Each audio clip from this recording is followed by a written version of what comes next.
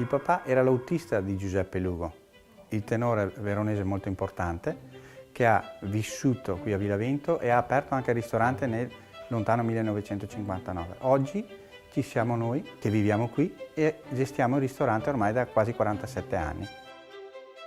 Io penso che presentare i piatti legati alla tradizione in questo luogo è proprio ricordare come anche il tenore era legato alle nostre terre, alle nostre colline di Custozza.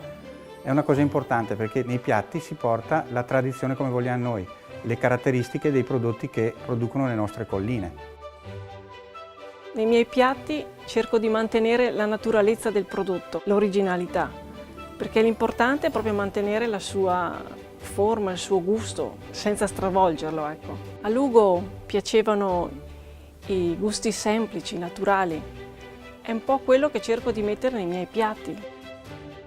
Uno dei prodotti che io prediligo in assoluto è il broccoletto di Custozza, perché mi dà la possibilità di creare dei piatti e la fantasia non ha limiti.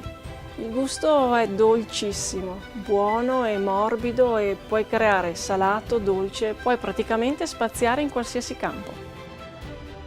Io ho un ricordo di Lugo, avevo 4 anni e allora avevo appena iniziato danza classica e so che la frase che mi rimane ancora impressa ora mi fa «Ah, finalmente qualcuno che in famiglia segue l'arte».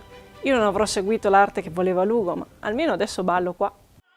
In questa casa ci sono i ricordi, i piatti buonissimi che presenta mia sorella e quindi è la nostra canzone al vento.